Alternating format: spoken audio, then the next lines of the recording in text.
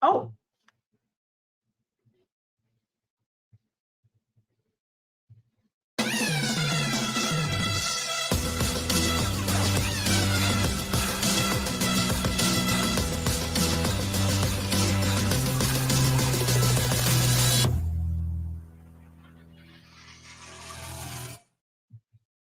welcome into NFL Kickoff Live. It's the best hour of football talk every single Friday. We'll go around the NFL, talk about every team and every game, and we'll get you local insight you can't get anywhere else, but right here at Locked On. I'm your host, Tanitra Batiste. Alongside me are Jarvis Davis and Kyle Krabs. And we are going to talk about a little bit about that Thursday night debacle where we saw the Raiders absolutely smoke the Chargers 63-21, but really the smoke is today, because we've gotten the news, of course, that after 2.5 seasons of high expectations, but almost no deliverable, the Chargers decided to fire Brandon Staley, but also their GM, Tom Telesco. So Staley, of course, the Chargers were 24-24 under him, just that one playoff berth that we talked about pre-show in 2022 that also ended with them doing something that Chargers are going to charge her. 27-point blowout lead to the Jacksonville Jaguars. But again, owner Dean Spagnuolo said in a statement that Chargers fans, quote, deserve more. Kyle, what are your thoughts on this firing of Brandon Staley? Yeah, I think it's a really hard sell when you had the issues that Brandon Staley did in his first year. It was so overly aggressive, a lot of fourth downs going forward, put the team in some bad situations. The following year seems to make some adjustments. They win an extra game. They go to the playoffs and they blow a 27-point lead in the wild card round. And then this team just completely falls flat on its face. And they've never ranked higher than in the low 20s defensively for a coach who's supposed to be a defensive-oriented coach. So I think you could see the writing on the wall the past month or so as the Chargers kind of fell off that push they had made to 500 through the first 2 months of the season. But hardly surprised in year 3 when the tenure for Brandon Staley has been what it is, and then you give up 63 points to a divisional rival. It's a tough sell to not make a change just because of the direction that things have been going. Indeed. And yeah, many would say that it was a long time coming. Now, Jarvis, the Chargers are naming their outside linebackers coach, Gibb Smith, as their interim head coach to replace Brandon Staley, and JoJo Wooden as the interim GM to take them through the remainder of the season, just about 4 games, unless something turns around for that organization. But when you heard that news that the Chargers finally decided to part ways with Brandon Staley, what were your thoughts? That this is what should have happened last year after, in that playoff, finding a way to lose that game against the Jaguars. So those are some of the things that you take a look at when. And I kind of did a little digging, right? Because I had heard some things about Brandon Staley as far as, head coach. I had heard that, a local beat writer was talking about how he used to be a blogger. He used to blog about scheme and then kind of went to his little coaching history a little bit. And I found something very interesting. He broke into the NFL in 2017 as an outside linebacker coach, right? Position coach for a couple of years. Then he moved to the Denver Broncos. He started off with the Bears, moved to the Broncos for 1 year, moved to as the defense coordinator. He was position coach with the Broncos, defense coordinator with the Rams for 1 year, and then he became the head coach of the Chargers. Like that's too much. That's too much, too fast. I really feel like this is the prime example of that because, a lot of people want to fall into the whole analytics piece of football and how that's been implemented these past 6 or 7 years or so. And I get it. And I understand why people kind of fall in love with that. But this is the thing that you say, you look at this guy's resume and look at what he's been able to do. For one, I'm never going to follow a person that kind of jumps from team to team. I'm more so looking, I will fall in love with someone or feel like somebody's a good candidate if a guy has been somewhere for quite some time, been able to establish himself, been able to stick around if the whole coaching staff gets fired and he's able to stick around. Those are the type of guys you like to look for when you're talking about hiring a head coach. So I feel like Brandon Staley he got too much too fast. He didn't know how to handle it. And then on the other side of that whole analytics piece, if you're saying that, he said this one quote, I thought it was very interesting. It's your job as a head coach to make sure your team knows you have belief in them. And what has he been known as? To depend on the numbers when it comes to going for it on fourth down. Do you really believe in your team or do you believe in the numbers? So that's the type of thing that I feel like he's going to have to make an adjustment if he wants to be a head coach again. Not necessarily depend on the numbers and like depend on the people and have relationships with the people, because those people are the ones going to help you keep your job. Indeed.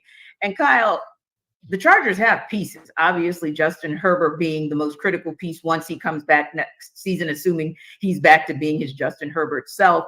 But they've got other pieces on offense. They've got Keenan Allen. And when you look at that defense, it's young, but it's building. And Khalil Mack is still looking really good at 32. So a coach can come in there and make some things happen. Derwin James is another one on defense that makes things happen. Is this job, now that they've cleared Brandon Staley out of there, is this going to be one of the more appealing jobs in the NFL? Yes or no? And if not, why not? Well, I think anytime you have a quarterback that's capable of doing the things that Justin Herbert is with a head coaching vacancy, it's really appealing, right? That you don't have to worry about addressing that spot. So many head coaching vacancies are because you don't have a player there. Yeah. I think the thing that's tough for the Chargers, they're scheduled to be about $45 million over the projected salary cap for next season. And here's some of the players in the cap hits that they have on the books. Khalil Mack's scheduled for a $38.5 million cap hit next year. That's a real big number. It's also not the only real big number they have. Joey Bosa is scheduled for 36.6. Keenan Allen scheduled for 34.5. Mike Williams is scheduled for 32.5. Derwin James is scheduled for just under 20. Some of these guys are aging players with really, really big salary cap hits. And there's not a lot of maneuverability unless you part ways with some of these players to get yourself not only cap compliant, but in a position to address some of the other needs that you have on the roster. So this may be a case for the Chargers where your sales pitch is not 2024, your sales pitch is 2025, and say, look, I got to get Mike Williams for $32.5 million in cap space. We can save $20 million of that by moving on from him. He plays 10 games a year. It's just not working out. Yeah. And there's going to be some transition there for their salary cap purposes. I wouldn't be surprised if they try to sell high on Khalil Mack as a pass rusher in his early mid 30s, who's looked as good as he's looked this season. He obviously had 6 sacks in one game the first time they played the Raiders, but for the salary that he's due, I do think they are in a position where they're going to have to take a step back before they start to step forward again. And that's interesting, Jarvis, because that was going to be my follow-up question. You're looking at those pieces, and yeah, some of those pieces being really, really expensive, but you do have some pieces. So maybe it's like a reset. I don't know if it's necessarily like a hard rebuild, but it's somewhere in there. So you think about some of the coaches that may be available out there or the defensive coordinators. But to your point, Jarvis, I think that next guy should be, whether he's an OC, a DC, or a former head coach, he's got to be someone with a more extensive resume, because you are going to be kind of building from scratch and someone who's going to have some patience to rebuild this franchise. Yeah, I think Daniel Spanos is going to have to, like, don't fall in love with the sexy. Like, yeah, but hire somebody with some substance. And I think a great candidate that should be in talks for a head coach, and you probably know who I'm about to say, T, is a doggone Eric Bieniemy. Like, he has to be in conversation to be a head coach. I ain't talking about an interview, because he can get an interview. We kind of understand that's been established already. I think the job he's done with Sam Howell in that offense and being able to sling the ball around the yard, and Sam Howell actually looking like he's capable of being a viable starter in the NFL. So I think that Eric Bieniemy is a guy that you, the type of guy with the type of resume that he brings to the table, those are the type of guys you need to be looking at. Not necessarily, the guy that can sell you, or a guy that, oh my God, he was an amazing interview, but like his resume is a little weak sauce. Like that can't happen this time around, because you have to get this right, because the Chargers have been irrelevant and mediocre for a very long time, and they just haven't been able to figure it out. And you got to feel like at some point you got to get the head coach hire right. Yeah. And my guy is, I'm going to go in an area that's going to be Captain Obvious to you as well, and that's Raheem Morris. I just don't understand. It's been since 2011 that he's been a head coach. We had an opportunity to see what he's made of here in Atlanta with him as the defensive coordinator for a couple of years with the Falcons, but also as their interim head coach. And we know what the front end of that season looked like under Dan Quinn got fired midseason. Raheem comes in, and I think he takes them to 500. And of course, has done a solid job with the Rams as well. He's also a candidate that I think would be viable and would be able to take some of those pieces and maybe work with them. And Kyle, one thing we know about Raheem as well, he's a teacher. He's a great teacher. So if you're going to be in reset mode or rebuild mode, that kind of coach would be good for you. But is there a coach that maybe you're looking at, or a DC or an OC, saying, hey, that guy might be potentially viable for this Chargers team? Yeah, I think the direction everybody's going to want to point is some offensive savant to squeeze as much as you can out of Justin Herbert. And look, Kellen Moore came in as the offensive coordinator this year and was supposed to really invigorate Justin Herbert and the passing game. It really felt like they continued to struggle with the downfield ability to hit shots down the field throughout the course of this season. So I think Eric Bieniemy's a name to bring up, as JD did. I think the other one that a lot of people think is going to be the hottest name on the market is Ben Johnson, the OC of Detroit Lions. Yeah. Now, he's young. He's 37, so he's about the same age that Brandon Staley was when Brandon Staley got hired. But my favorite Ben Johnson stat versus Brandon Staley is he's been an assistant coach in the NFL for twice as long as Brandon Staley was before Brandon Staley got hired in the first place. So he's been an assistant coach at the NFL since 2012, whereas Brandon Staley really didn't get into coaching in Chicago as an assistant until 2017. Yep. So Ben Johnson's been around the block a little bit more. He's got a little bit of experience. He has multiple years as the coordinator of that offense. He's the passing game coordinator for Detroit in 2021, in addition to the last 2 years as the actual offensive coordinator. So I think his resume has a little bit more meat, like JD was talking about just going for a young, exciting guy that interviews well. Well, this guy actually has a little bit more substance on his resume if you're going to go the offensive route too. Yeah, I like that as a pick as well. And, Jarvis, we'd be remiss if before we wrap up this section, we don't talk about the debacle that finally got Brandon Staley fired. And that is that 63-21 game that we saw last night where the Raiders just absolutely blew out the Chargers. 42 points in the first half alone, didn't allow the Chargers to score until that second half. But here's the interesting part. You look at the stats and it's so crazy because first downs are almost identical, 18-20. Time of possession was almost identical. And actually the time of possession was in favor of the Chargers, right? And even down to the total yards, almost identical. Both teams, 300 total yards. How in the Sam heck did the Raiders score 9 touchdowns in one game when before that game, first of all, they didn't score at all against the Vikings just this past Sunday, but it also took them 6 games to score 9 touchdowns. You know what, T? When you have a 330-pound defensive tackle rumbling, stumbling, bumbling down the field and getting this big butt in that end zone, that's how you doggone can score that many touchdowns. Because the way this defense played, the Raiders defense played, it was cool to watch. You got Coots coming off the edge and him making plays and forcing fumbles. And you got Jack Jones with the one-handed alley-oop type interception and just walks into the end zone. That's what you're talking about. Everybody was getting involved, and the turnovers was the big key for the Raiders getting up like they did and basically putting this game away in the first half. So, yeah, that was something that was cool to watch. And it just, on the Charger side of things, it just seemed like those guys were disinterested. Like, it was like, okay, we out here, now you're playing man coverage, and they're getting beat on the same route, multiple times. I'm just like, what is going on out here? Make some adjustments. Do something, coach. And this is how I knew Brandon Staley was done, T. In that post-game press conference, they asked him, do you know if you're going to have a job the next day? And he said, I don't know, because let's rewind a little bit.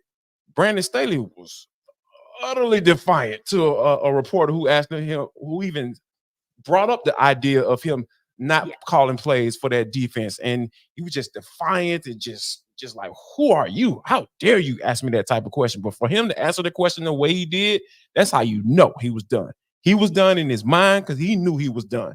And it was just, it's kind of sad. It's sad to watch things like play out like that because like the NFL, one thing about the NFL, you will be homed at some point as you go through, if you stick around long enough. Indeed. And Kyle, like I said, that game was absolutely cray. It was fun because you don't typically get a fun game or a competitive game on Thursday. This wasn't competitive, obviously, but it sure as heck was fun to watch. But how in the world did all of those stats line up identically? And yet, literally, the Raiders tripled the output of the Chargers. And the Chargers needed some late points to make it even tripled that. as compared to what it would have been otherwise. So a 42-yard touchdown drive, a 31-yard touchdown drive, you had a 14-yard touchdown drive, and then you had 2 defensive touchdowns. So when you're starting on the plus side of the 50 or you're starting in the red zone that frequently, that's a first-class ticket to getting the kind of points that you do. But credit to the Raiders for finishing all of those drives. There's times where you may take over and have to kick field goals. And I know the saying is every possession that ends in a kick is a good possession, but maybe the Chargers should have aspired to end a few more possessions with kicks of their own, because the alternative is the 5 turnovers that they dropped on the field last night. So really sloppy play. Obviously, you sympathize with all the injuries that the Chargers have had, and obviously Justin Herbert didn't suit up for this game, and his season is over. But they get a lot bigger picture questions to ask, and I love what JD said, because there was little question in Brandon Staley's mind who was calling the plays the rest of the way. Well, it turns out somebody else is going to be calling the plays, because Brandon Staley is out with just a few weeks left. Indeed. But, here on our NFL Kickoff Live show, we definitely have sympathy, and our hearts go out because, hey, sometimes we need a little help moving on, right? Now, of course, we're going to have fun and talk a little bit about our game of the week between the Cowboys and Bills. Cowboys in another big battle this coming weekend. But before we do that, like I said, Jarvis is going to give Brandon Staley a little bit of love by telling him how he can actually move forward in his life with LinkedIn.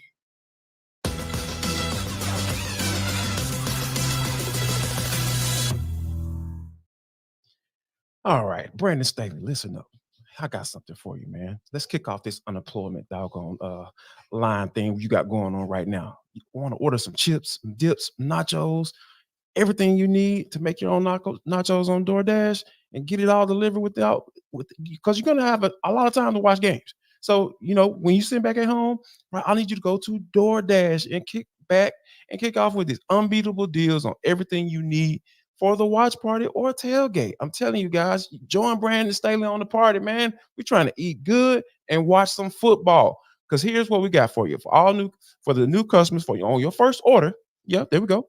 First order, get 50% off up to $10 value when you spend $15 or more on your first order. When you download the DoorDash app and enter code LOCK23.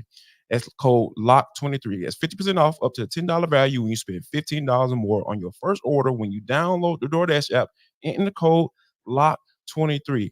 I'm telling you guys, I'm talking about wings. All your favorite restaurants from retail to grocery are on the app. So you can shop everything you need to get game day ready. So go to download the DoorDash app and enter code LOCK23. Subject to change. Terms apply.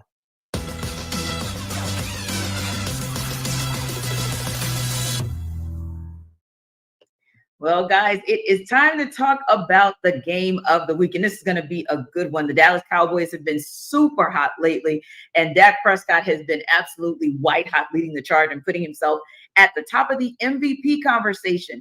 Now, where can things go wrong for the Cowboys against the Buffalo Bills? Well, Marcus Mosher joins us. The Locked On Bills host, Joe Marino, will join us as well to break this game down.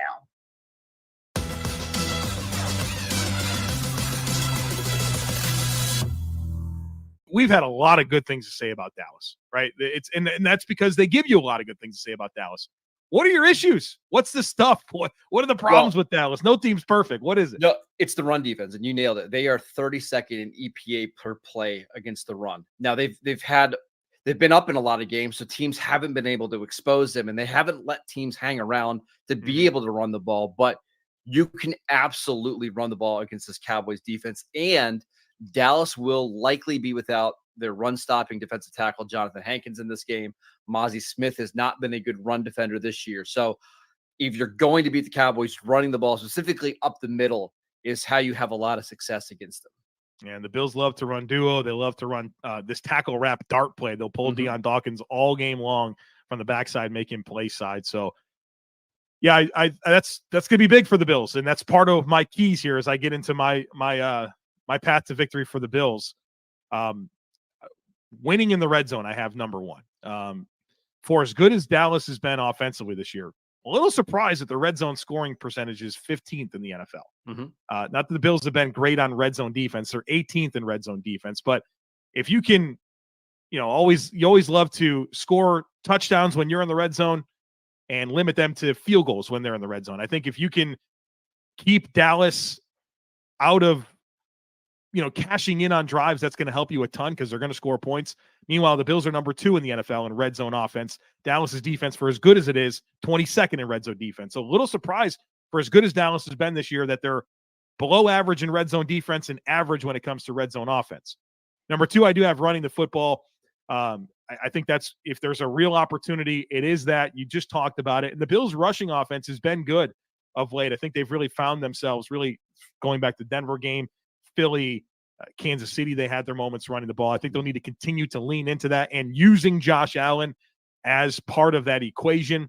Number 3 is turnovers. Can you get Dallas out of playing clean football? I don't know if you can, but it would be helpful. And then can you play clean football against a defense that really hasn't allowed any team to play clean football?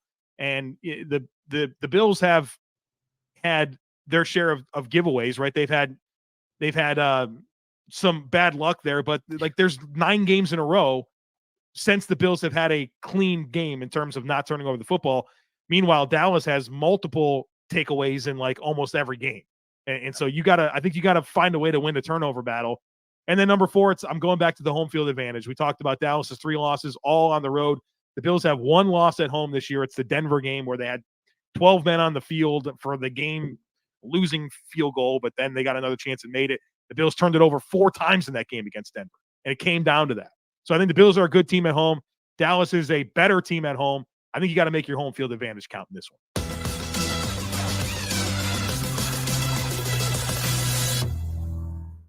Jarvis Joe was nice. He said that the Bills were a turnover machine. No, that guy under center is a turnover machine for them, and that might be one of the paths to the Cowboys winning this game. But also I wanted to point out something that he talked about, and both guys agreed, and that is that you can take advantage of the run defense that the Cowboys have. And James Cook is having himself quite a nice season.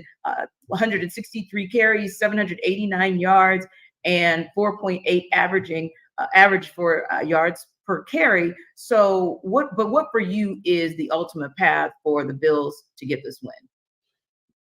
Don't make Josh Allen think like he has to do it all on his own, because I feel like, I know some people don't like to make comparisons between quarterbacks, but I feel like this one is a good one for me because, Cam Newton has been in the news for a little bit, but I think just from a mindset standpoint, I think Josh has some similarities between those two, especially physically, and not only just how they play their game. And I feel like, Cam talked about how when it takes him to get to a different level, he understood that, hey, I don't have to make the play. I can put the ball in other people's hands and they can get 20 and 30 yards. I feel like Josh Allen can do that too. And it can be as simple as turning around and handing the ball off to James Cook, because we understand what James Cook brings to the table. And I've been wondering for so long, like, why aren't they getting this dude the football? Because we saw his talent down there at UGA. So we understand what he brings to the table. So I feel like if they can get Josh Allen to a point where, hey, put the ball in somebody else's hands and he can trust them to make those plays for them, i.e. just turn around and hand the football off, I feel like the Bills be in good shape. And Kyle, you can't maybe argue that there's any team in the National Football League that's hotter than the Cowboys. And so they're going to take their show on the road, but that's the place where, no pun intended, they kind of go cold. So how can the Cowboys maybe get a win on the road and kind of keep that white hot play coming, especially from Dak Prescott? I think the thing to bear in mind is, this is a team that thrives so much on turnovers. The 3 losses they've had this season, they've only manufactured 1 turnover in those 3 games combined. They didn't get any turnovers against Arizona early in the season when they got upset in that game. They couldn't turn the ball over against Philadelphia the first time that they played them. And they got 1 turnover on the road at San Francisco when they lost by 32 points and had like 180 yards of offense. So they have to get a short field. We just got done talking about it with the game that happened last night. Short fields off turnovers and getting extra possessions. Yeah. Dallas is so opportunistic with this Dan Quinn defense, and obviously Deron Bland. He's already set the NFL record for pick sixes in a single season, and they have a ton of turnovers. That for me is you have to help the offense out and get some momentum, because I've been to Orchard Park. I've been to a game there, and it is they get rowdy there. So you have to get some kind of spark to help the team play a balanced, complementary game, because Buffalo, they're in the midst. Their feet are on the fire, right? They dug themselves a hole early this season. They're trying to dig themselves out. They smell blood in the water after the win that they logged last week against Kansas City in Arrowhead. They got games against the Chargers, which are an absolute train wreck. And then they've got the Patriots the week after that, after this game. So they know what's at stake. They can go on a little bit of a run here and save this season that looked like it was so far off the rails. I think Dallas has to kind of make an impact play early in the game to kind of serve as the spark, or else you really risk letting that crowd in Buffalo have the impact that they're capable of having. Yeah. And, Kyle, when you think about it that way, or when you speak on it that way, it reminds you of sort of that cliche-ish phrase of any given Sunday. But I mean, I feel like this season in particular, it really has been an any given Sunday scenario, even when it's not on Sunday. So I think you make a very valid point. I mean, Jarvis, yeah, you can look at the fact that not only have the Dallas Cowboys won 5 in a row, but the way they've won 5 in a row has been so dominant. But you can also, make the case that, hey, they've got a lot at stake. But to Kyle's point, Buffalo has a lot that they're riding on too, because they're fighting for their playoff lives. And we know that Dallas is fighting for really to make sure that they win the division now that they're pretty much neck and neck with the Eagles, and B, still have an outside to maybe even get the number 1 seed. But ultimately speaking, which one of these teams kind of has, and I'm going to use the term loosely, which one kind of has more motivation to say, yeah, it's truly a must win for us? I think it's the Cowboys, because they are always having to prove themselves. Because, even last week, I kind of was joking to myself and joking to my wife. I was just like, man, I picked the Cowboys to win last week, and they end up pulling that bad boy out. But I also said, like, I can't ignore what I gotta believe what I see. Gotta trust my eyes. What I see, this offense, the way Dak has been cooking, because this team was built for this offense to put up points and the defense to rush. Because at the end of the day, a lot of times, like, Michael Parsons don't care about getting no run stops. That man wants to sack the quarterback. DeMarcus Lawrence wants to sack the quarterback. They want to put the quarterback on the ground and terrorize him. You know how you do that? When you have a lead, and teams have to throw the football. So I think, like, and it's just been a perfect marriage. It's been a marriage made in heaven, because it's been kind of weird about how this team has been, because we just haven't been able to trust Cowboys in big games. So I think this is another week where the Cowboys say, you know what? We have to go out and prove ourselves. We have to go on the road. We know how we play really well at home. We understand that. Now we have to go on the road and spank a team that's desperate, because we know what Sean McDermott is up against. And we know how much they needed that win against the Chiefs in Arrowhead. So I feel like this is a game where the Cowboys saying, hey, guys, we got to go out here. Mike McCarthy saying we have to prove ourselves. We have to go on the road and do it and win another big game. Yeah. And, KC, when you kind of look at it from the Bills' perspective, you could look at it as a must-win as well. And I agree with you, Jarvis, by the way, that the Cowboys, they could be the more must-win team, because everybody's on each other's heels at the top of the NFC, right? But then, Kyle, you also have a clusterfuffle of teams, and we know the 6 and 7 cluster that is the NFC. But you've got some teams kind of clustered up there as well in the AFC. So is this a must-win for the Bills too? Just as much, if not more? Yeah, and you look at that cluster of teams and who's in it. Yep. The Bengals are in it, and the Bills lost that game head-to-head. And the Broncos are in it, and the Bills lost that game head-to-head. The Jaguars, potentially, after their 2-game losing streak, they're looking at a couple teams a game behind them in the AFC South. They're only 8-5. They're only a game out in front. Buffalo lost that game head-to-head. So they do not have a lot of leverage in the way of tiebreakers for that cluster of teams. And they still have a chance to hunt down this division. If they run the table and the Dolphins lose one more game, and the Dolphins have Baltimore, Dallas, and the New York Jets as their other 3 games, if the Bills run the table and the Dolphins drop one, the Bills can win the tiebreaker because they won the game in week 4. So they've got it all ahead of them too that they want to achieve. I think the biggest challenge for Buffalo in this game is the defensive injuries against Dallas. It sounds like Micah Hyde's not going to go for them. AJ Epinesa, one of their rotational pass rushers, isn't going to go. They've already lost Matt Milano at Mike linebacker earlier in the season. They've done well to kind of absorb that. They've had some turnovers influx the last couple of weeks, but nevertheless, that's still a huge loss against a team like Dallas. And then Daquan Jones, their defensive tackle, they lost around the same time they lost Milano. So like up the middle of this defense, they're missing a lot. And for Dallas, who has kind of showcased some ability to run the ball, they got a really physical interior offensive line. I think that's where Buffalo has to show they're up for the challenge. Is Dallas, I think, has the opportunity now that Brandon Cooks has started to come on a little bit and Jake Ferguson's cooking at tight end. They're a little bit more balanced. So you're going to have to try to take that away. Whereas I think Buffalo, conversely, I think it's a little easier to make them one-dimensional because it's Stephon Diggs. And you've seen Khalil Shakir flash a little bit. And Dalton Kincaid has flashed a little bit. But I just feel like Dallas with their defense, I do think they have an edge to make Buffalo more one-dimensional offensively than Baltimore inversely does because of the injuries the Bills have on defense. Indeed. Well, hey, listen, you guys sold me on the fact that this is a must-win essentially for both of these teams. And we're going to sell you on some more things in our Sell Me Why segment that's coming up next. But first, Jarvis is here to sell you on BetterHelp.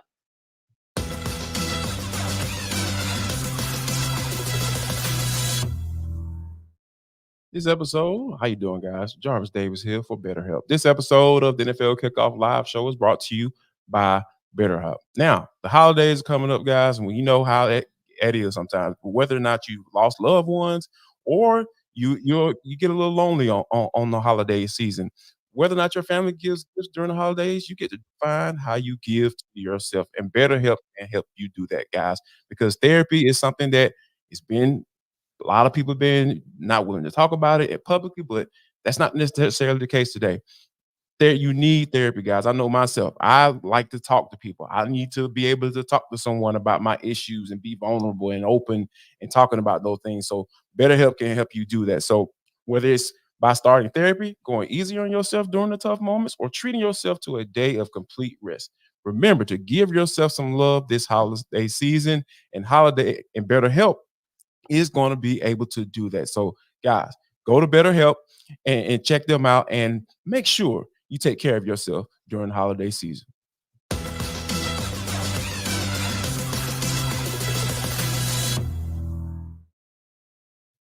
And we got a Detroit team that's hosting the Denver Broncos on Saturday Night Football this weekend. Lions are currently 4.5-point favorites in that one. And here's Matt Derry from Locked On Lions to sell you why Detroit covers the spread.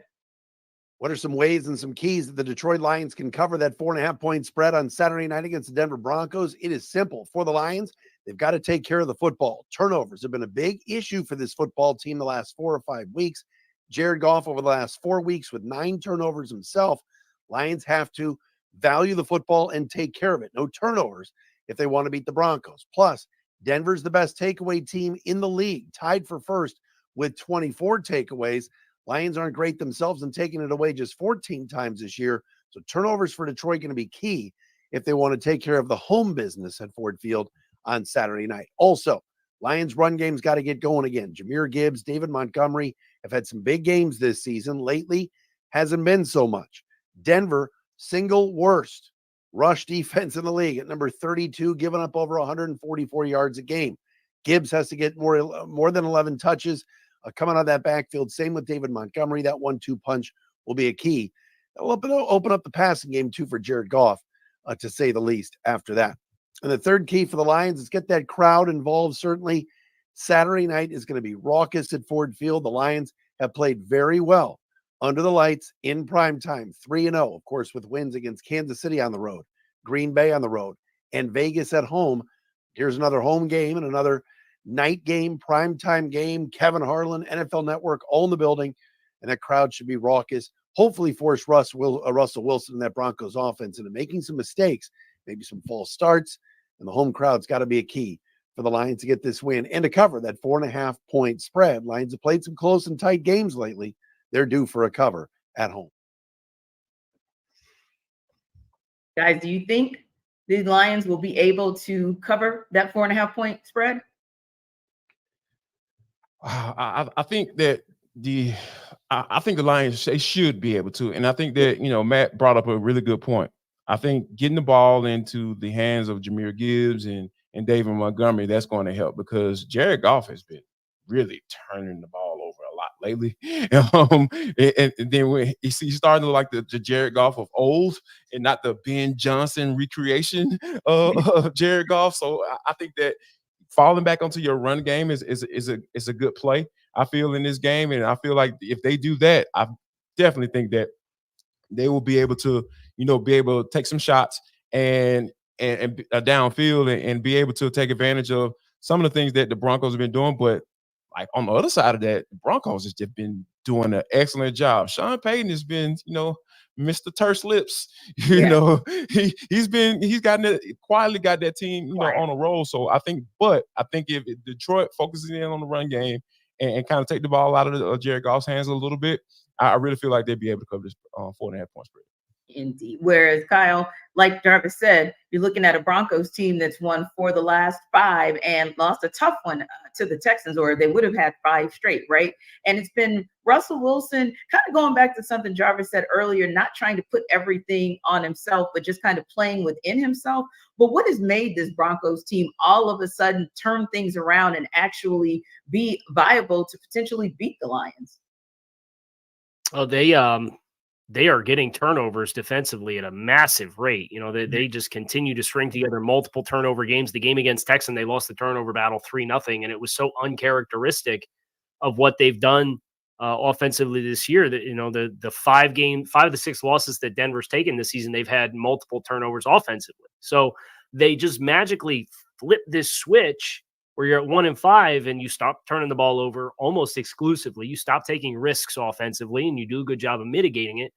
And the defense, you push the right buttons to get them and facilitate them to start taking the ball away themselves. So I do worry a little bit about Detroit in this game just because of the sloppiness of their offense.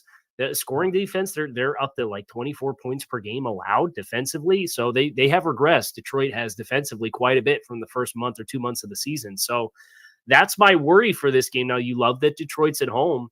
They just have not played complementary football really well, and that has been the theme for Denver of this entire winning streak or stretch of games where they go from 1-5 to 7-6. Is they are playing complementary football from the offensive unit to the defensive unit, and I am very interested to see if that trend continues this week, just because I kind of think that it will. And I probably would not have a lot of confidence in Detroit to cover it. The path is easy because if they do run the ball, I agree with JD. But it's just that they're teams that feel like they're headed in a little bit of opposite directions. Yeah. And you've got 2 teams. It's very interesting because I would say with the Tampa Bay Buccaneers, who are heading to Green Bay has been for the most part trending up, right? And so that's been a positive thing. Of course, lost Monday Night Football, but ultimately have been trending up. Tampa Bay, well, Jarvis we can tell it better than anybody that Tampa Bay is going to Tampa Bay like everybody else in the NFC South. So this should be an interesting game to kind of watch, KC. But ultimately speaking, it's an early window on Sunday, and James Yarko is actually going to sell us on why the Bucs can cover as 3.5 point underdogs. He is our Locked On Bucs guy, and he will tell you how. James Yarko here from the Locked On Bucs podcast, telling you why the Buccaneers are going to cover the spread in this one and what they have to do to get there. It's pretty simple. The Bucs have covered in 6 of their last 7 road games, but lately a big reason for their success the last 2 weeks against the Panthers and the Falcons, and why the game was so close in Indianapolis, has been the rushing attack. Each week, the Buccaneers have increased their season-high rushing output, going for 125 against the Colts, 128 against the Panthers, and then 148 against a very stout Falcons rush defense. Rachaad White has gone for 100 yards or more in 2 of the last 3 games, and now they get to face a Green Bay defense that is allowing over 140 rushing yards a game, including over 200 against the New York Giants on Monday. The Buccaneers offensive line has started to find a groove in the run blocking scheme, and Rachaad White is really starting to come on strong late in the season. So the recipe is simple. Feed Rachaad all day long. Give him carries, run through the air with the little 1 and 2 yard dump off passes that he can take to the house like he showed against the Falcons. It is going to be a heavy running attack for the Tampa Bay Buccaneers, because that is going to be the way that they beat the Green Bay Packers in Lambeau. Not just covering the spread, but the Bucs can get a win if they stick to giving the ball to Rachaad White. Well, let's start off by first, Casey, saying whether or not we even think that the Bucs can cover this spread. Do you or no?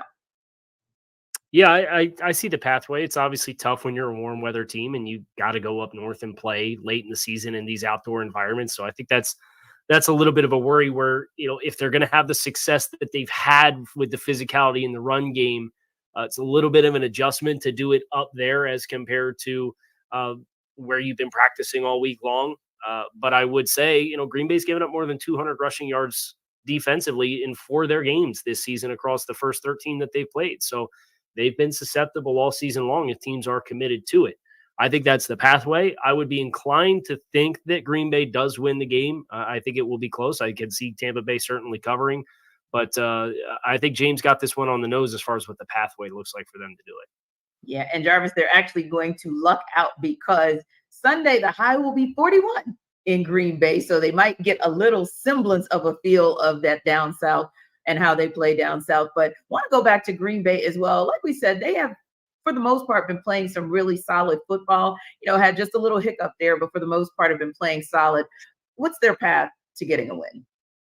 I think it has to be Jordan Love's play. I think that this team has been constructed for him. If he plays well, they have a really good chance of winning this football game. And I think that a lot of people wanting to jump on the bandwagon when it got out to a hot start, and then he started turning the football over. You start seeing him look like a young quarterback that's making his first start in the NFL or his first season as a starter.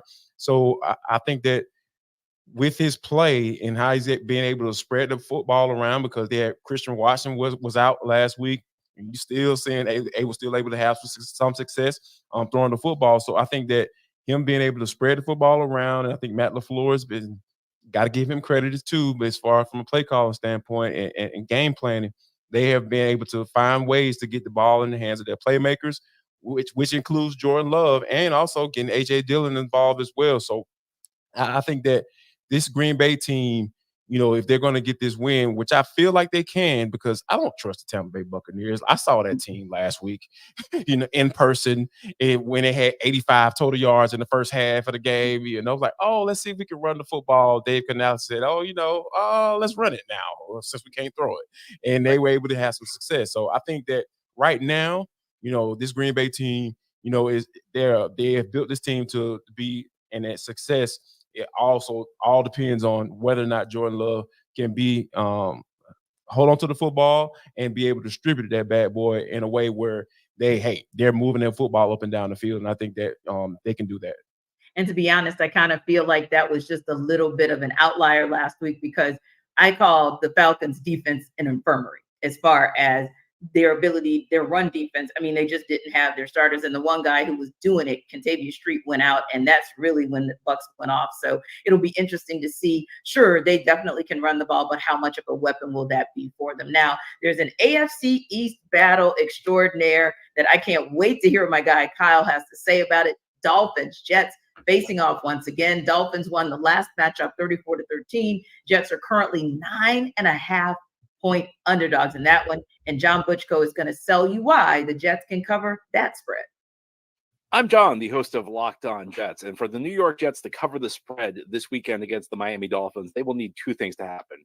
First, the offense needs to get contributions from skill players who are not named Garrett Wilson or Breece Hall. Wilson and Hall both had excellent games in the Week 14 win over the Houston Texans, but the Jets also got contributions from supporting players. Tyler Conklin had 4 catches, a couple of which were in traffic. Jeremy Ruckert chipped in 3 catches. And the Jets also got contributions from role players. Xavier Gipson and Randall Cobb both scored touchdowns.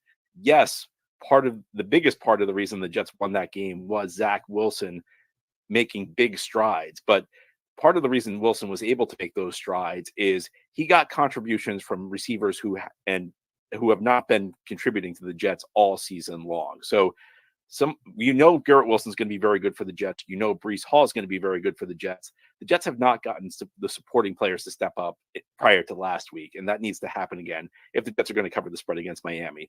And the second thing the Jets need to do is they need to slow Miami down. The first meeting between these teams, the Jets defense did not do a great job of limiting the big plays. Tyreek Hill had a couple of big catches against DJ Reed. Jets need to do a better job limiting Miami's explosive plays. They should have an advantage in this game because the Miami offensive line is banged up.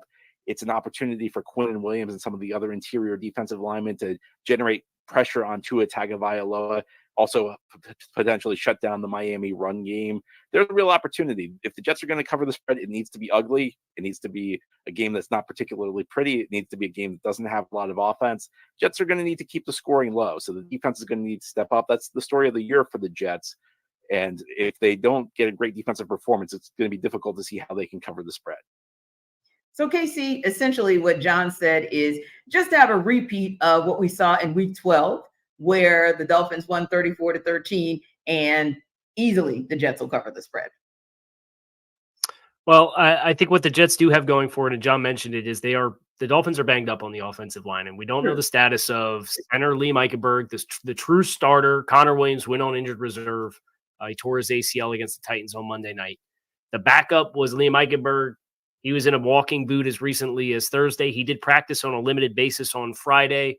Teron Armstead did not play against Tennessee after getting leg whipped at the end of the first half against the Washington Commanders. I think Miami ultimately will have enough. And what's unique about the construction of their offensive line is the ideal starting group. I didn't mention Rob Hunt, and he's been confirmed out by Mike McDaniel. They have so much athleticism with the primary group, but the backups are a little bit of a different body type, where I think Miami has the opportunity to get vertical movement in the run game with the backups because they're more true road graders.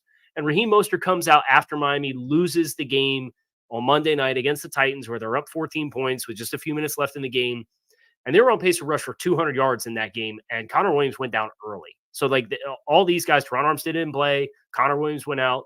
They had 101 rushing yards at halftime. They finished with 158. Raheem Mostert said this week, I got to get in Mike McDaniel's ear, and I got to tell him, we got to run the ball. If we're going to be who we want to be down the stretch, we got to run the ball. And I think they will come out. They ran for 167 the first time against the Jets. I think they do have the opportunity to come out, get vertical movement in the run game. I think they will stay committed to running the ball. Tyreek Hill's a little banged up, so I think adding that focus back into the ground game anyway plays into their hands. I know that defense is a little sore after what they gave up there at the end of the game against Tennessee. Both their starting safeties were out. They had some coverage miscommunications, yielded some explosive plays, kind of a perfect storm to drop a game. And I think this is a team that's just chomping at the bit and ready to get back on the field and play.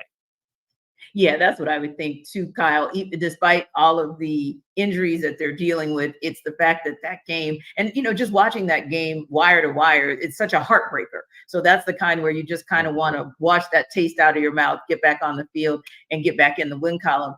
But Jarvis, on the other hand, I don't know. The Jets, they're going to jet most of the time, but do you see any path to them getting a win? Ooh. Is Zach Wilson finally going to prove that he would deserve to be drafted? Number 2 overall as a quarterback? Is he finally going to say, "Hey, hey, this is why the Jets drafted me this high"? Yeah. They're not a bad organization. They do know what they're talking about. And of course, and I'm not discrediting what he did last week. No shade whatsoever. But I feel like this is another opportunity to prove himself.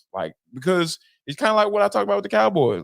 People are going to have set mindsets about how they feel about you until you change it. And people are going to think Zach Wilson is a bum. I'm not calling him a bum. People has called him a bum as a quarterback. And people are going to think that about you until you change their mind. So here's an opportunity for Zach Wilson to change their mind. And that's the only way they're going to be able to get a win, because we know what Breece Hall brings to the table. We know he can make some plays. We know what Garrett Wilson is. We know what he can do. But it's all about turning around and handing off to him and throwing the football to Garrett Wilson. Those are some of the things that Zach Wilson Wilson, has struggled with. And if he doesn't struggle with those things, I feel like, hey, he can probably put together another good performance. Yeah, if he's that Zach Wilson that you saw against the Texans with 27 completions on 36 attempts, 301 yards, and a couple touchdowns, then yeah, the Jets might have a puncher's chance. Now, we got a can't miss game on another team that is looking to bounce back next week. We'll talk about that in a minute. But before we do that, we're going to talk about LinkedIn.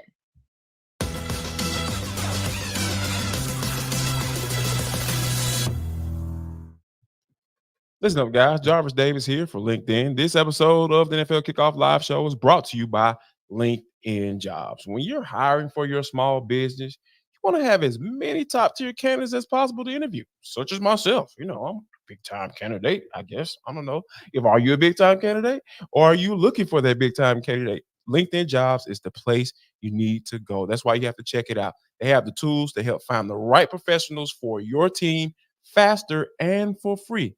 And LinkedIn isn't just another job board. I know y'all get tired of those job boards with all these fugazi jobs on there and all that stuff. They have a vast network of more than a billion with a B professionals, which make this the best place to hire. Hiring is easy when you have that many quality candidates. So easy, in fact, that 86% of small businesses get a qualified candidate within 24 hours. I'm a small business owner myself. I'm gonna be looking for some candidates. I'm going to LinkedIn Jobs because I know exactly what I'm going to get when I go there. So thankfully with LinkedIn, the process is intuitive, it's quick, it's easy, and they even just launched a feature that helps you write job description, making the process even easier and quicker. So here's what I want you to do, guys. Post your job for free at linkedin.com/lockedonnfl. That's linkedin.com/lockedonnfl to post your job for free.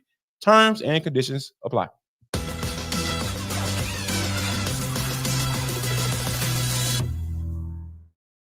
Guys, we got another can't miss game that has the Eagles in that tagline. Of course, they need a bounce back week. And we say need because we've seen what they've looked like against the 49ers, against the Cowboys. But they're going against the Seattle Seahawks team that's also looking for an opportunity to kind of hang on to some slim playoff hopes. Our Locked On Eagles host, Louis DiBiase, joined the Locked On Seahawks host, Corbin Smith, to break down this can't miss game.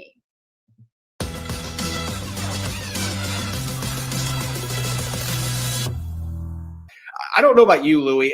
This is a weird matchup in a sense that you would think from a record standpoint and the way the Seahawks have played for the last month and a half, you would think that this game is going to be leaning heavily towards the Eagles. And if you would ask me 2 weeks ago, I would have agreed with that. But I actually think this game, I would be surprised if it is not a nail biter at this point because the Seahawks are desperate. I do think they've been playing better the last couple of weeks. It hasn't translated into wins, but they showed against the Cowboys they can play against really good football teams and compete. They just haven't been able to finish. So I don't know where you stand on this. It's a 3.5-point spread, but I expect that there's a really good chance that it could fall in that 3.5-point spread range with these two teams that I think right now are more evenly matched than maybe the record difference shows. Yeah, I mean, I would probably still, I agree. If it's a 1 or 2 score game, I wouldn't be surprised at all. When it comes to like actual points, the difference there, I might still take the Eagles to cover at -3.5. But one thing I'll take the over on, Corbin, at FanDuel, 47.5 is the over under. I kind of like the over right now. I think this might be a high, depending on if Geno Smith plays. I think that's a big part of this, and Devin Witherspoon, but I might take the over there. Yeah, I would tend to agree with you. Now, the weather is something we've got to consider. Now, that's a good point. I'm looking at that I've seen right now, it doesn't look like there's rain on Monday night. So that'd be a first that for the really Eagles improves the chances that the offenses are going to be slinging the ball over the place. That's a good point. But I expect that there's going to be plenty of emphasis on the run game. And that 3.5 points, I don't know that I would go with that. I think this is probably a 6-7 point game. I think it's going to be really close. The Seahawks playing at home, I think, is going to help them. The Eagles have had some issues that have shown up the last couple of weeks. If the Seahawks actually game plan to attack those issues, I think that they can make this a very competitive game. That is a big if with the way things have gone this year, but this is truly a desperation game for the Seahawks. And the Eagles, they're going to be playing with some desperation too, because they've still got that number 1 seed in the division title that they're trying to win. So I'm expecting that this is going to be a thrilling contest at Lumen Field and should be a really good primetime matchup, which is why they slid it into that Monday night game and made sure the Patriots were not playing on Monday night with what we've seen from them this year.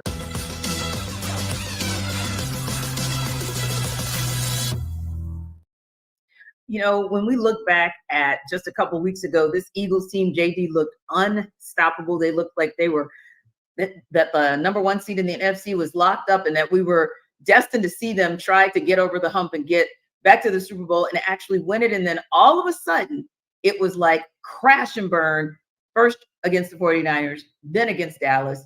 How does this Eagles team bounce back and get this win against a scrappy Seahawks team? They got to figure out a way to get some type of continuity on offense. And it seems they've been struggling because they have the big time playmakers in Devontae Smith and AJ Brown, but you also have a dynamic quarterback that presents some opportunities or some advantages for you against opposing defenses that can be able to run the football when you have called quarterback runs. And also you have a guy, in your backfield, that you can turn around and hand the ball off too. So I feel like they have to find some type of continuity because, Eagles fans were even calling for them to hire Frank Reich so he can get the offense right. And I'm just like, no, they need to figure it out. They need to figure out what they got going on right now because they have been able to win games. Like we're not talking about a team, that's under 500. This team is 10-3.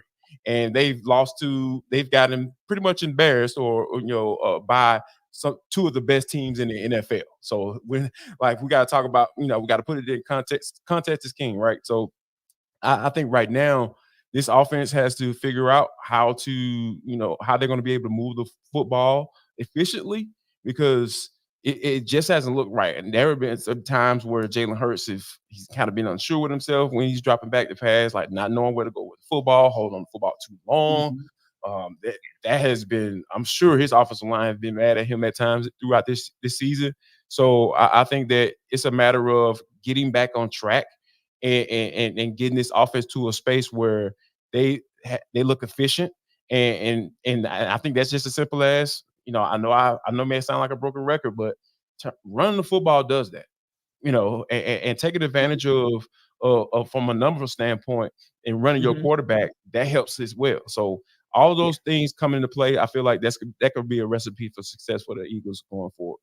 And Casey, Jarvis is right. This is not a 500 team, except it's been a 500 team since the bye week. 2 wins, 2 losses. And really, honestly, they eked by with that win against Buffalo, if we're being honest. Buffalo kind of beat themselves, if you will. So how does this Eagles team, and they've been banged up, give them credit. Lane Johnson has been injured, and that's been a big challenge for them. But ultimately, how does this team get back on track, especially because they're going to be on the road against the Seattle Seahawks? Yeah, I'm hearing us talk about hiring Frank Reich and fixing the offense, and things aren't perfect there. I think they need to be a little bit more balanced and run the ball and not have DeAndre Swift get in the second half of games with 3-4 targets. But Frank Reich ain't going to fix his run defense. Since the bye week, the Eagles are giving up 156 yards a game. They have given up over the last 3 games 109 points defensively. You want to know what's wrong with Philadelphia? It ain't the offensive side of the ball. There's highs and lows. There's ebbs and flows. This defense has not been as advertised. The last 3 games in particular, Buffalo, San Francisco, and Dallas have rung up a ton of points, a ton of yards on the ground. Philly has 2 turnovers in those 3 games combined versus they've given the ball away 5 times. That, for me, is the key. You got all these first-round picks invested in your offensive line, in your defensive line, the studs that you have on that defensive line with Jordan Davis and Jalen Carter, and you got Josh Sweat, who's a really nice hit for you guys, and Hassan Reddick, as dominant as he's capable of being at times. Right. You got to own the line of scrimmage. And a team like Seattle, they're at a really ugly 4-game skid of their own, but they are in their DNA. They're a team that wants to run the ball. So you have to be ready to meet that opportunity. If you're Philadelphia defensively, forget about the offensive issues. They'll figure themselves out. You got enough impact players over there, but you got some young guys over on the defensive side of the ball. I'm really concerned about the linebacker core. They brought in Shaq Leonard for a reason. That front seven's got to own the moment. If you're going to get this 2-game losing skid off the schneid and you're going to go out west, you're going to win this football game. And honestly, Casey, I'm also concerned, not as concerned, but as concerned, like you said, is with the defensive front, but also that secondary has been torched. You went out and you got Kevin Byard from the Titans so that he could shore up that secondary. You went out and got Darius Slay last season so that he could be a piece for you. And I've seen a number of explosive plays in this quote unquote 500 run that they've had since that bye week. So yeah, they've got some things to shore up. A lot of people are talking about the offense and how they're not producing, but ultimately speaking, you've got to get something out of them for the defense as well. I'm going to give you guys just a quick second to tell me about one game that you are watching this weekend. Jarvis, real quick, who you got your eye on? Oh, you know what game I'm watching. I have to have my eyes on this Falcons-Panthers game. If the Falcons aren't able to go and get a win on the road against a 1-12 team that just fired their coach and people are running to the owner, texting him and telling on folks, this your season is over with, and I think it's time to talk about some job statuses. Indeed. Casey, which game is it for you? I'm going to cheat. I'm a double dip. Saturday afternoon's got Steelers, Colts, 2 7-6 teams trying to stay in the running for the AFC wildcard race. And then Sunday night football is Baltimore at Jacksonville. Jacksonville's lost the last 2 games. Baltimore currently sitting in the 1 seed. Jaguars trying to hold on to that lead in the AFC South. There's a lot at stake there. So there's this AFC playoff race is going to be coming down to it. It's going to get wild and crazy. And those are 2 games that I'm looking at to have a lot of leverage on the line. Well, have fun for me Saturday because I can't watch. I'll be on the couch Saturday looking away, but Sunday definitely some intriguing matchups as well. Listen, we appreciate you guys as always for stopping by NFL Kickoff Live. We will see you same time next week.